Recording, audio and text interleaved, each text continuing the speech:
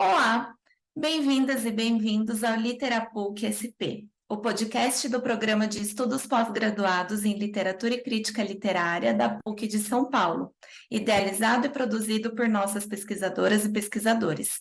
Eu sou Gabriela Raizaro e, junto com o Vinícius Rangel, vamos conversar com artistas, pessoas que trabalham no teatro, e vamos ter um foco especial para a peça teatral baseada no Alienista. Para apresentar os nossos artistas, o Vinícius vai começar lendo a mini bio de todos eles, e a partir disso, a gente inicia o nosso papo.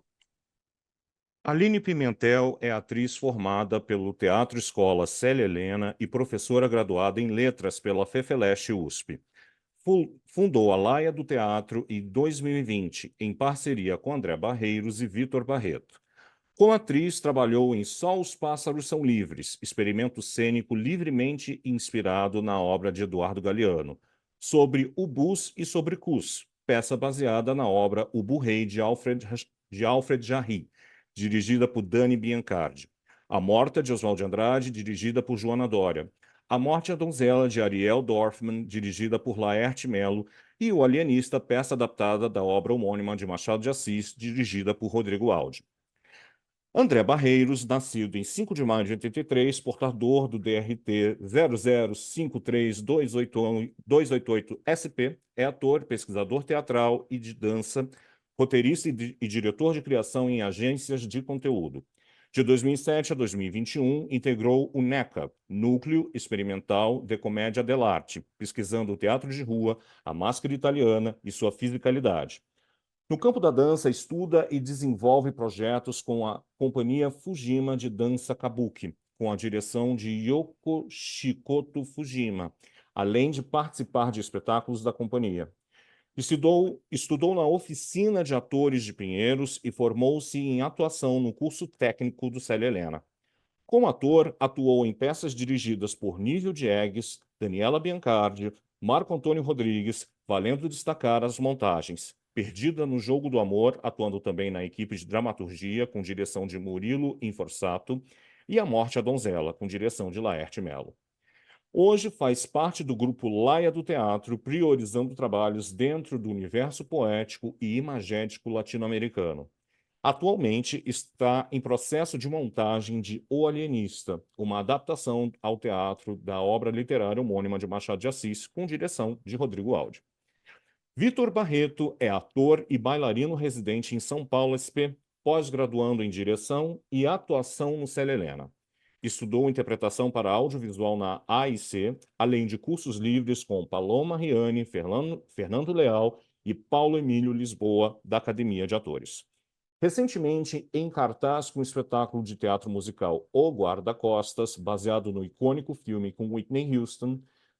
Seus trabalhos anteriores mais recentes foram o musical Naked Boy Sing in Brazil, entre 2021 e 2022, direção de Rodrigo Alfer, que esteve em cartaz em São Paulo e no Rio de Janeiro. A Morte à Donzela, também entre 2021 e 2022, de Ariel Dorfman, com direção de Laerte Melo. Mistura e Manda, espetáculo dirigido pelo ex-de Croquete Ciro Barcelos. Sobre Meus Sapatos, dança contemporânea, o qual coreografou, contemplado no edital de circulação SESI-SP de 2021. Rodrigo Aldi é professor, diretor de teatro, dramaturgo e pesquisador, bacharel em arquitetura e urbanismo pela Faculdade de Belas Artes de São Paulo, mestre em literatura e crítica literária pela PUC de São Paulo, integrou o CPT, Centro de Pesquisa Teatral do SESC, coordenado por Antunes Filho entre 2002 e 2012. Como ator nos espetáculos A Pedra do Reino, de Ariano Suassuna, e Senhora dos Afogados, de Nelson Rodrigues, ambos dirigidos pelo encenador.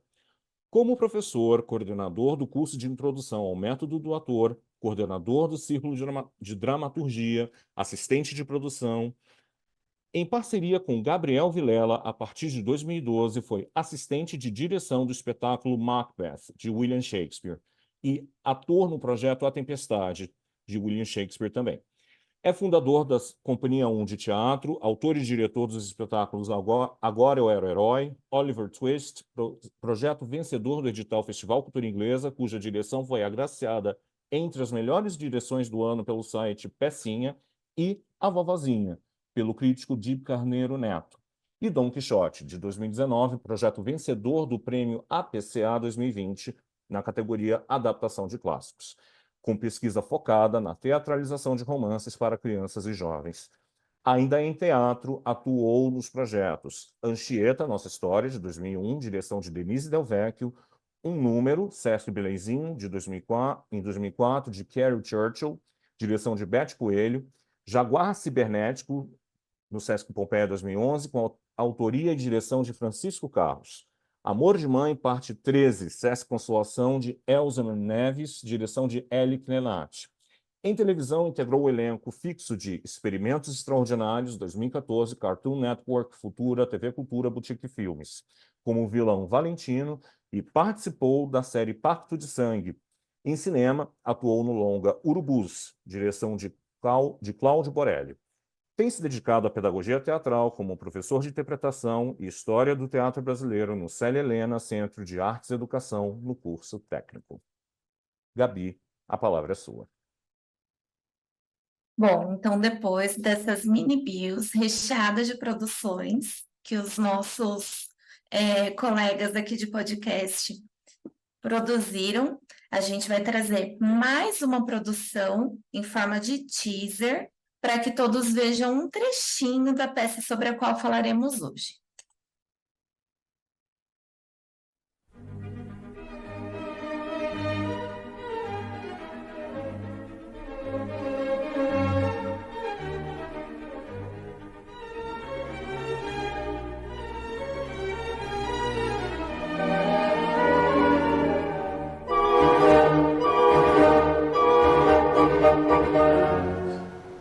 Se não fosse essas grades de ferro, esse ar gélido e esse cheiro de desinfetante, eu confundiria esse lugar com um teatro.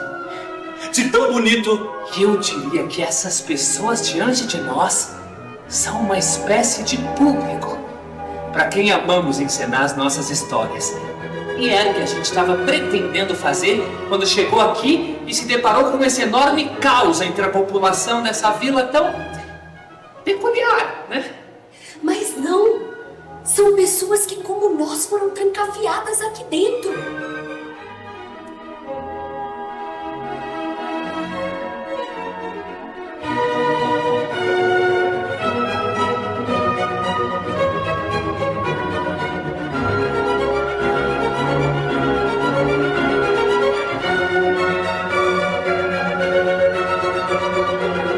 O que anda prendendo todo mundo no Rio de Janeiro é o médico Dr. Simão Bacamarte. Já ouviram falar nesse nome nas aulas de literatura? É bom estudar. Saber das coisas livra a gente de cada furada. Ele estudou em Portugal e se tornou o maior dos médicos do Brasil. Ele queria revolucionar a ciência médica e assim sentir-se um pouco como Deus. Não deixarei um herdeiro na terra, mas posso deixar uma grande herança à minha nação. E foi então que um dos recantos da medicina lhe chamou especialmente a atenção. O recanto psíquico. Resolveu estudar o que temos dentro da cabeça.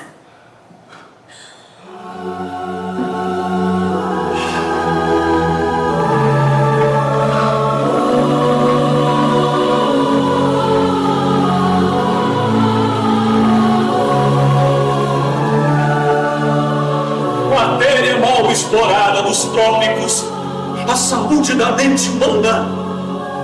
Estava louco pelo novo propósito. A saúde da mente é a ocupação mais digna de um médico. Essa frase é minha. Machado de Assis é domínio público. Começou uma certa obsessão pelas coisas da cabeça. E daí, para uma ideia mais ambiciosa, foi um boom. A construção de um hospício! O hospício já é um sucesso.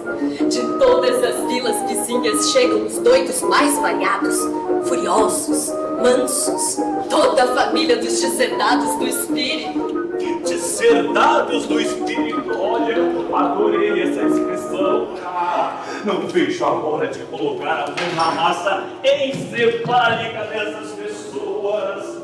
Dividirei os internos em duas classes, os mansos e os furiosos. Depois, darei início aos profundos e contínuos hábitos dos lobos, as horas de emoção, de aversão, de simpatia, e vou observar daí a vida do enfermo, os costumes, as profissões, as relações familiares, a infância, uma devassa. A loucura, minha senhora, era como uma ilha oceano da razão. Agora, me parece ser um continente e está entre nós desde que mundo é mundo.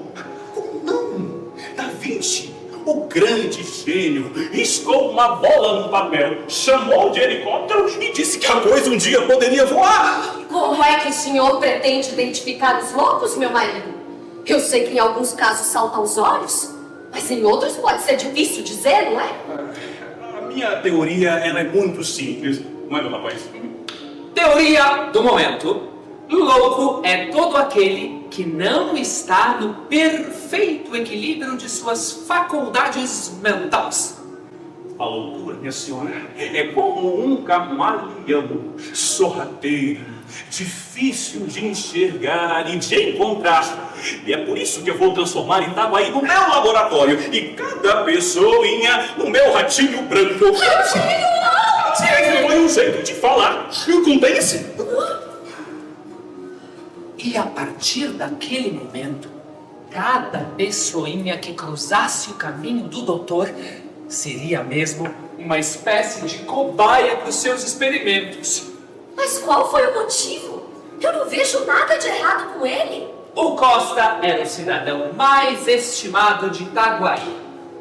Herdou 400 mil dinheiros de um tio distante. Tanto dinheiro que ele julgou excessivo, porque Costa era um homem simples. Para ele, bastava que o seu cafezinho e o seu jornal diário estivessem garantidos que ele estava satisfeito. É claro que não tardaram a chegar os pedidos de empréstimo de amigos e até de inimigos.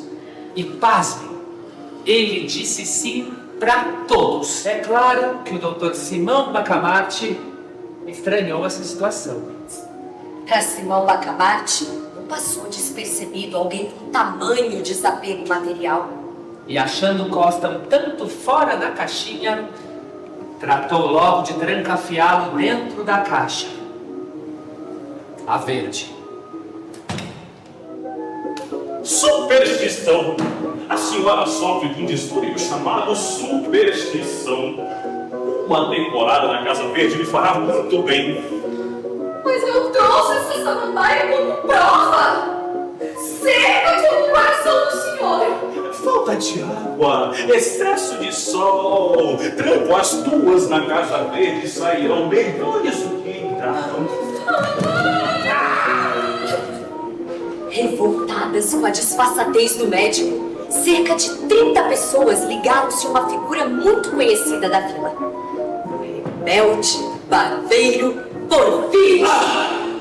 Redigiram e levaram junto com ele uma representação à Câmara. Povo de Itaguaí, não nos calemos mais. Cantem junto comigo. O Simão é um bobão. O Simão é um bobão. O Simão é... E com grande talento para as massas, o barbeiro Porfírio reuniu mais e mais pessoas ao seu lado. A arruaça crescia. Já não eram 30, mas 300 que marchavam ao seu lado.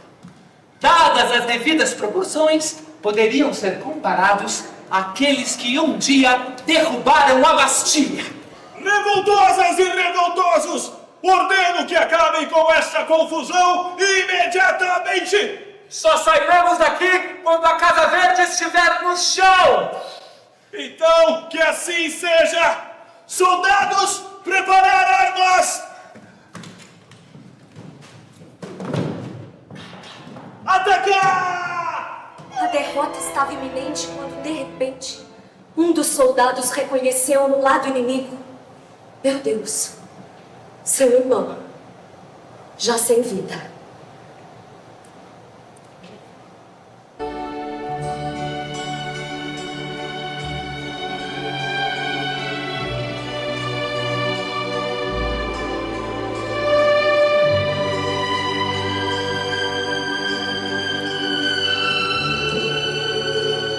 Rebelde se transformar em moderado assim tão rapidamente.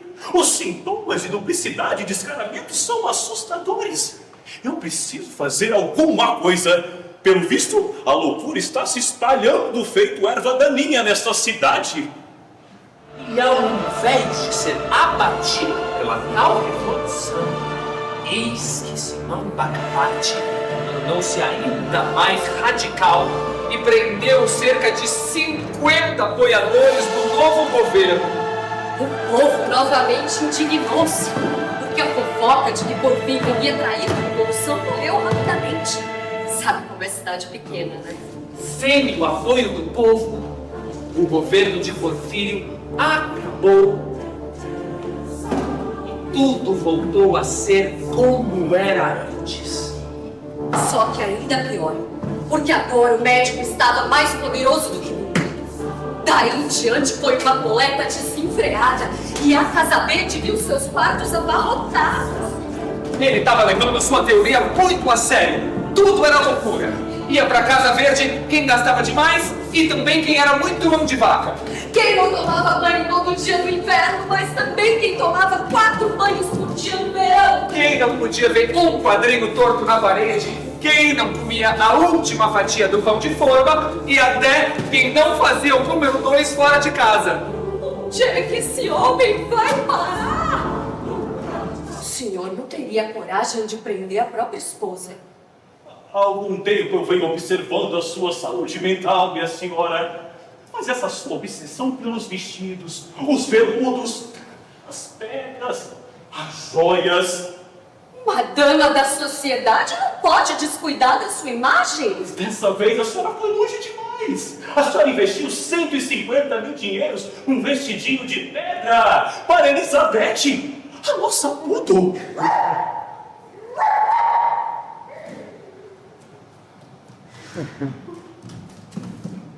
Vocês não vão acreditar.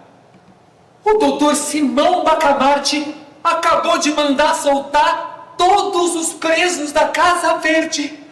Todos? Aqui está o pensamento que explica por que ele mandou soltar todo mundo. O pensamento dele é que a maioria não pode ser louca. Porque a loucura sempre foi uma exceção. É normal ser desequilibrado. Só que agora ele tem uma nova teoria. Os verdadeiros malucos são aqueles que não têm nenhum defeito, nenhum desequilíbrio. Perfeitinhos, perfeitinhos. Perfeitinhos? Então eu corro o perigo. Engraçado. Eu pensei que quando chegasse esse momento eu estaria feliz. Mas a verdade é que eu estou preocupado. Teria ele encontrado a solução para a loucura?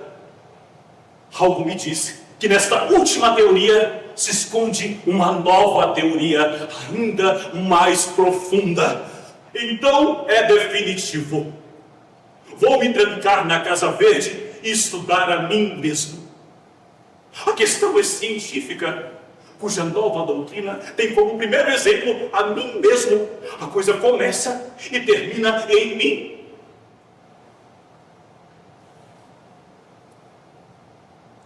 Adeus a todos.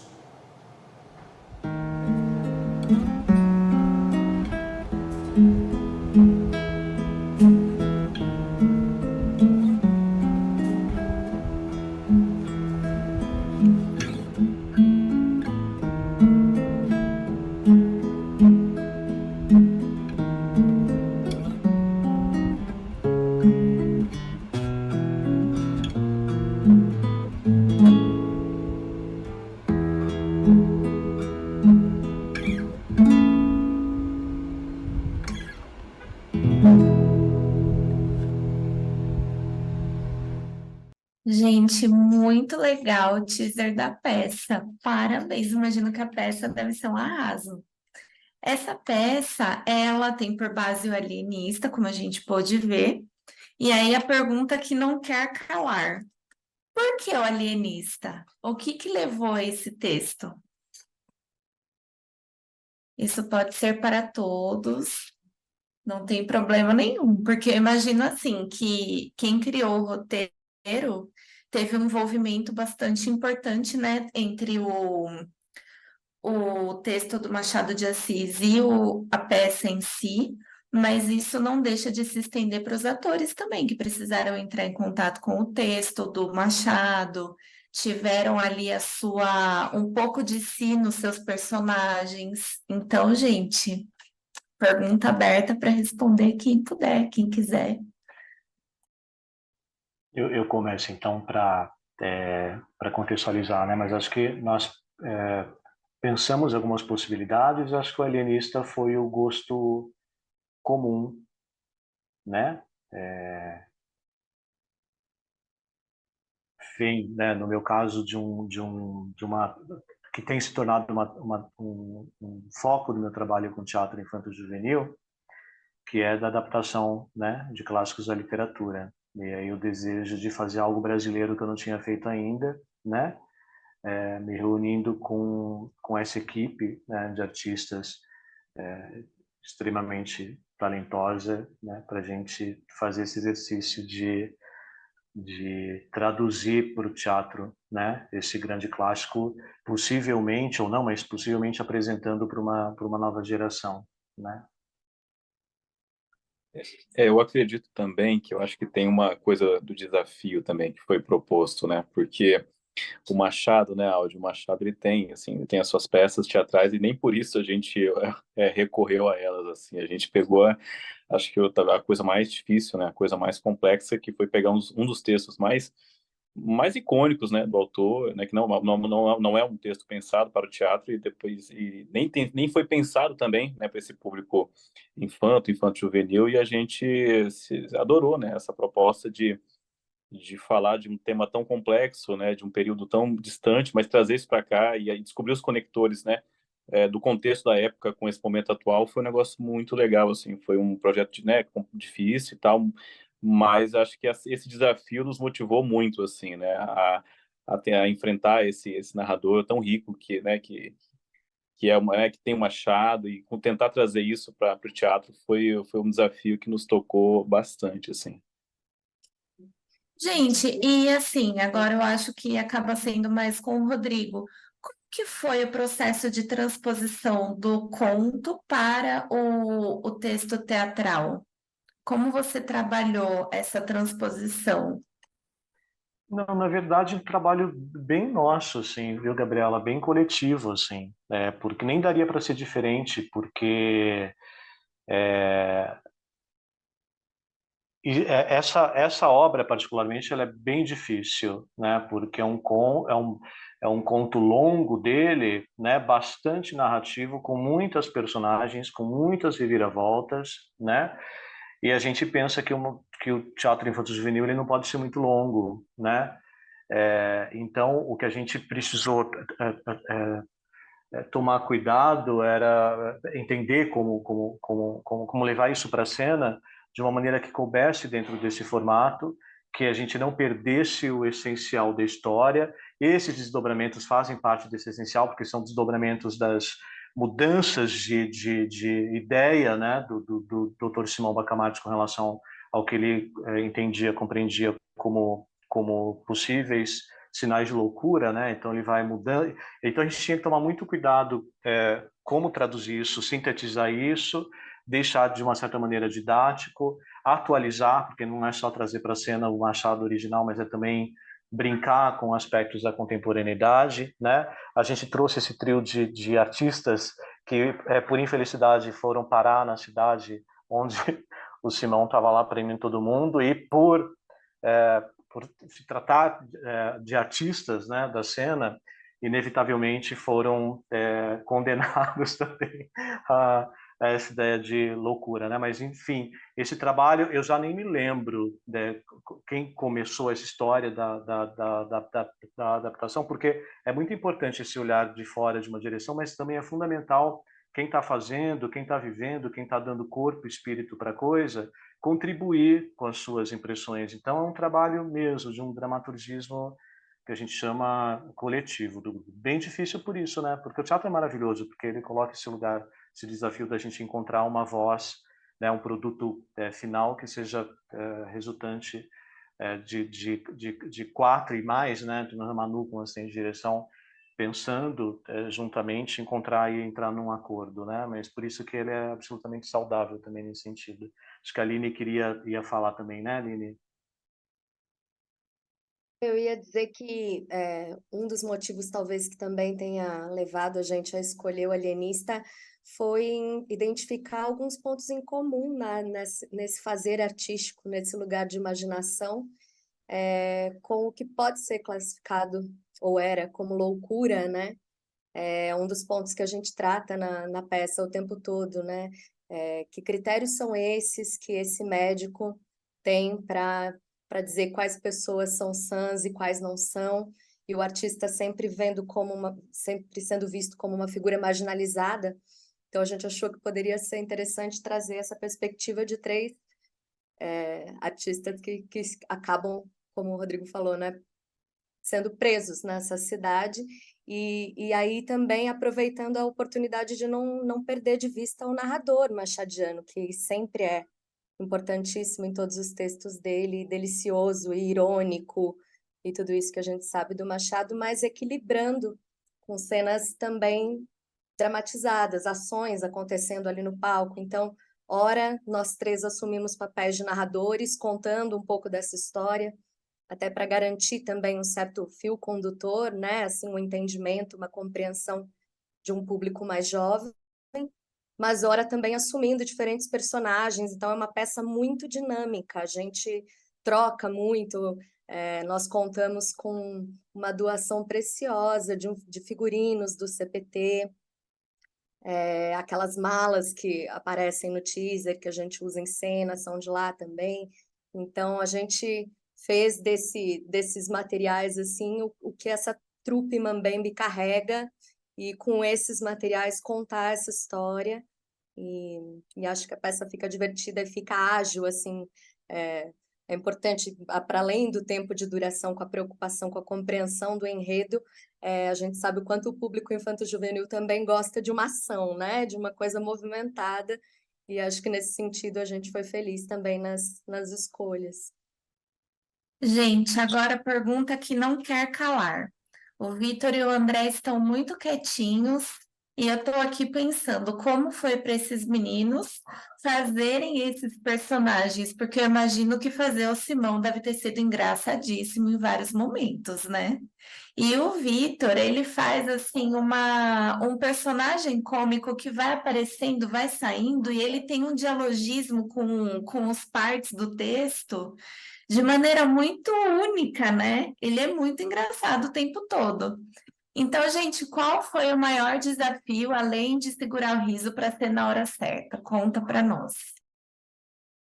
Ai, Vitor, eu vou me lançar aqui um pouquinho antes, assim, eu acho que o trabalho em si, né, assim, acho que eu vou voltar até um pouquinho atrás, sabe, porque acho que o barato dessa obra, assim, acho que o legal do teatro é quando a gente se transpõe para um outro tempo, assim, né, e essa viagem, né, de você sair do seu tempo e ir para um outro tempo, imaginar como é que as coisas são, e como as pessoas pensam, como elas andam, como elas se comportam, como elas reagem a certas coisas e tal.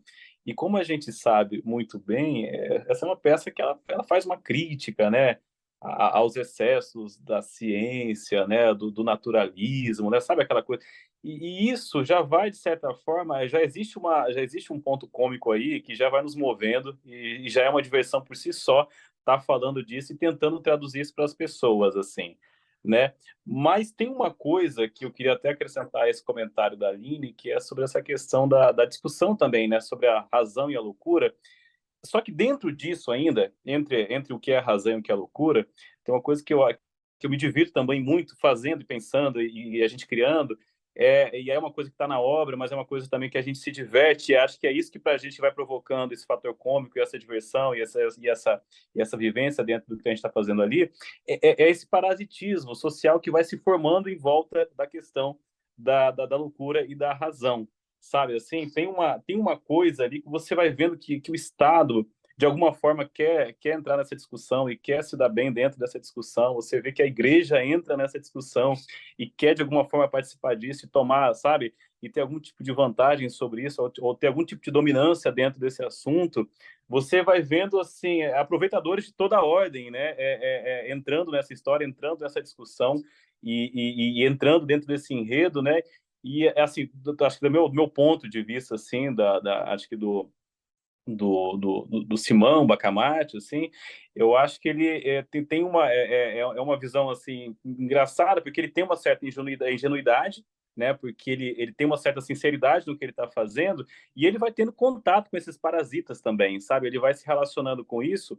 Então eu acho que nessa perspectiva que eu me divirto, sabe, ao fazer a coisa, sabe, a perceber esses parasitas, e acho que para mim são esses pontos cômicos que me fazem me movimentar ali e achar todo o projeto, toda a ideia, toda a encenação, tudo que a gente está vivendo ali muito, muito legal.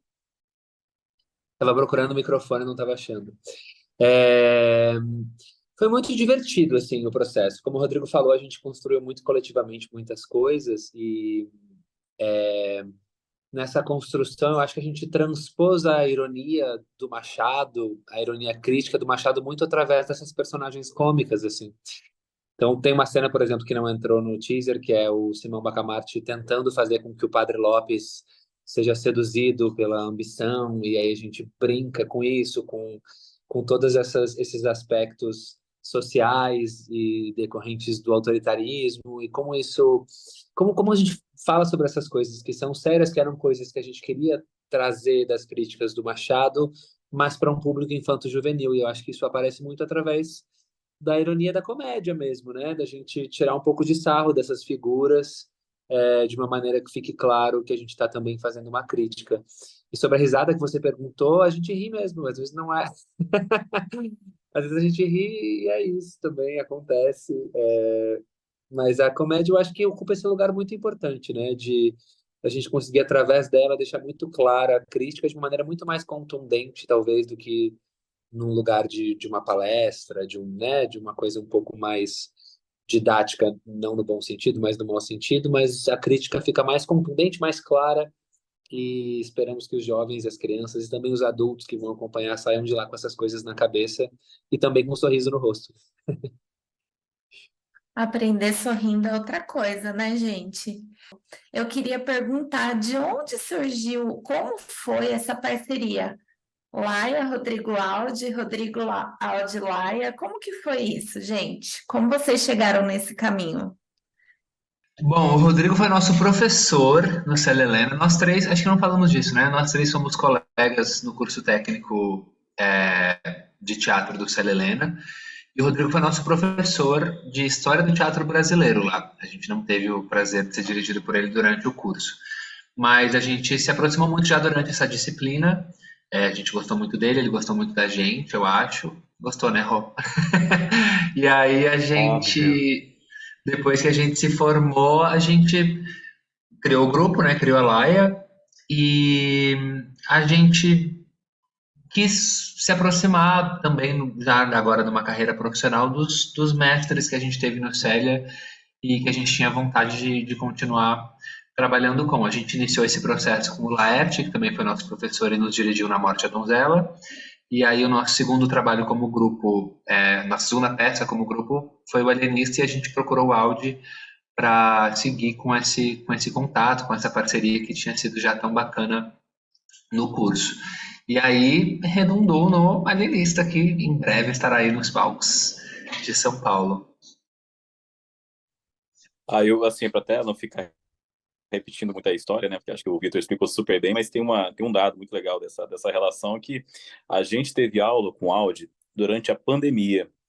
Então, nesse período, assim, foi um período muito difícil para quem estava, né, tinha, assim, grandes pretensões, né, de carreira no teatro, enfim, terminar o curso, começar a trabalhar e tudo mais. E a gente teve um contato com ele, né, e teve aula com ele e tal, então foi muito especial porque, assim, ele tinha um talento especial, assim, para lidar com a situação da pandemia, né, de conseguir manter viva a chama, assim, do teatro, da pesquisa teatral naquele período, assim. Então, eu acho que somou né, a essa relação já que geralmente até natural, né, de acontecer, de a gente fazer trabalhos com pessoas que a gente estuda, forma, pesquisa e tal, mas tem essa questão também, né? Acho que foi um período que ele tem uma parcela, uma responsabilidade muito grande, de ter mantido viva, né, essa chama nesse período que foi tão difícil para todo mundo, assim, e foi muito especial naquele período a gente ter isso, né, ter estudar com ele foi muito bom, assim. Então, a história é essa que o Vitor colocou e eu tô só acrescentando esse momento que foi bem especial para a gente, assim. Então, quando surgiu a possibilidade de fazer um trabalho com ele, foi muito legal, foi muito bem recebido também por isso, né? Acho que por esse episódio, assim, né? A capacidade que ele teve de manter viva essa chama, né? Naquele período. Foi ele que nos apresentou também um grupo que é paixão nossa, virou referência da Laia, o Grupo Galpão, né, lá de Belo Horizonte.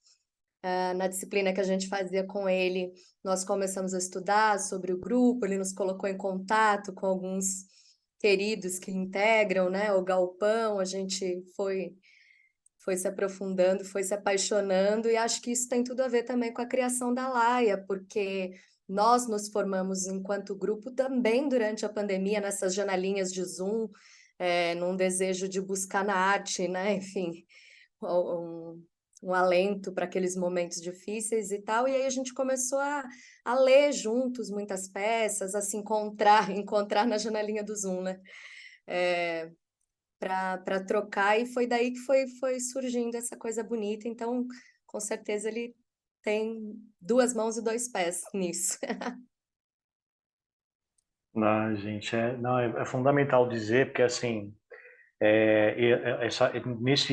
eles apresentaram um trabalho, né, um trio excepcional. É a primeira vez que eu trabalho fora do meu grupo de infanto juvenil, que é a Companhia 1, porque o trio sempre fala, a gente está começando, entre aspas, no teatro, né, já tem aí, mas assim, são artistas muito prontos, tanto é que a gente mostrou um ensaio do alienista para o Emerson Danesi, que foi um dos discípulos mais importantes do Antunes, e ele fez um grande elogio ao trabalho de corpo e voz, mas na verdade que já veio com o trio, assim, e nesse trabalho que o trio apresentou dentro da disciplina de Estado brasileiro sobre o Grupo Galpão, fizeram que seria um seminário, fizeram uma apresentação absolutamente lúdica, isso no Zoom, hein? Lúdica, com vídeo, com edição, que eu fiquei embasbacado. Então, é um grupo de pessoas de uma qualidade ética, né, deslumbrante, artística também, que já chamou a atenção da gente ali, do Laerte Mello, que já fez eu me inspiro muito nesse trabalho do Laerte, né, desse estímulo, mas a intuição e a constatação desse talento, dessa vontade desse trio de aproveitar cada instante da experiência deles para crescer e para, enfim, enfiar a cabeça, porque assim, para vocês saberem, a gente construiu esse espetáculo sem nenhum apoio, né, na garagem de um quarto, colega, o Jorge, generosamente nos ofertou da casa dele, e montamos durante um ano, né, encontros semanais, com essa doação do CPT, de objetos, enfim, isso tudo vai dando espírito e carne, mas espírito para esse trabalho, né? Movido à paixão, porque senão o teatro não aconteceria se a gente ficasse esperando os poucos apoios possíveis a priori, né? Mas isso é um trabalho de muita fé e confiança mútua. Então, a minha admiração é absurda, porque é um talento nato desse trio, assim. O Galpão realmente, né? Ele aparece ali entre nós. Enfim, acho que é isso. Acho importante dizer uma coisa que eu não disse lá no começo, pensando que assim, o trabalho de adaptação, diferente de um trabalho de uma peça já pronta, de uma dramaturgia pronta, né, dramaturgia um texto escrito para teatro, eu não sei como foi para vocês, mas para mim, que já acho que é a terceira que eu faço, e eu testemunhei o Antunes fazendo muito isso, né? Adaptando Lima Barreto, o Ariano Suassuna. Embora seja uma palavra que vem da literatura como inspiração, ela vai ser criada, recriada no palco, né? Então ela acaba não tendo um protagonismo, né? Ela vai se construir, essa palavra do livro, ela vai encontrar os signos adequados, não só na palavra do teatro, mas também na expressão corporal, numa performatividade. Nem tudo, que eu quero dizer que nem tudo que no livro está na palavra vai se tornar palavra no palco, né? Isso é maravilhoso porque também nos dá uma enorme liberdade, um grande desafio, muito difícil. Então a gente fala, parece fácil hoje, né? Chegamos a 3 narradores, né? Aí a gente dividiu o que ia ser narrado, o que ia virar drama, eu queria virar performance, mas isso tudo foi um trabalho muito árduo de experimentação, mas ao mesmo tempo de uma grande liberdade. Eu acho que o trabalho da teatralização de obras que não vêm prontas enquanto teatro, não desmerecendo jamais a dramaturgia pronta, né? Vem desse lugar, desse desafio, que é muito sofrido e difícil, mas é muito prazeroso também, porque é um exercício de uma certa maneira também onde a gente pode ser muito autoral com o nosso trabalho, né? Então a gente espera aí que a gente possa também honrar esse gênio que é o Machado de Assis, né? Humildemente dizendo, traduzindo esse trabalho aí para as crianças e para os jovens, né? Posso só fazer uma intervenção muito rapidamente? Claro. O que eu acho muito bonito no trabalho de vocês é que vocês fazem um teatro de grupo. E isso é muito importante, acho que na cena teatral, né, no Brasil, a gente tem todo o respeito pelos mestres, como o Antunes, como o Zé Celso, que não estão mais com a gente, mas a gente vê, Rodrigo, no seu trabalho, né, como o Antunes ele ecoa no seu trabalho, não só pela influência, mas também por ter trabalhado junto com ele. A montagem que o Antunes fez, o trabalho do Lima Barreto, foi uma das coisas mais espetaculares que eu já vi na minha vida. É inesquecível. Uma das experiências também mais fantásticas que eu acho que eu já tive como plateia de teatro foi numa montagem que o Grupo Galpão fez do Inspetor-Geral do Gogol. E foi uma montagem belíssima que eles fizeram, e onde eu pude conhecer o trabalho da Inês, do Eduardo, da Todabara. Trabalho maravilhoso. E saber que vocês, como teatro de grupo, ainda vocês fazem, né, esse trabalho coletivo é muito bonito de se ver. Além de tudo, não só é levar a literatura para o palco, mas e não só para crianças e jovens, mas também para nós adultos, que gostamos da boa literatura, que defendemos os livros, que lemos, que resistimos, né, Gabi? Acho que é isso. Com certeza. Pessoal, a gente quer agradecer por vocês terem vindo, por terem trocado saberes com a gente, com os nossos ouvintes. Então, muito obrigada. Bom, eu queria agradecer ao Rodrigo Aldi, à Aline Pimentel, ao André Barreiros e ao Vitor Barreto, e especialmente à minha companheira Gabriela Raizaro. E terminamos aqui mais um Literapuc. Muito obrigado a todos pela audiência. E se você quiser acompanhar as notícias e o conteúdo produzido pelo programa de pós-graduação em Literatura e Crítica Literária da PUC de São Paulo, basta seguir os nossos perfis nas redes sociais. Até mais!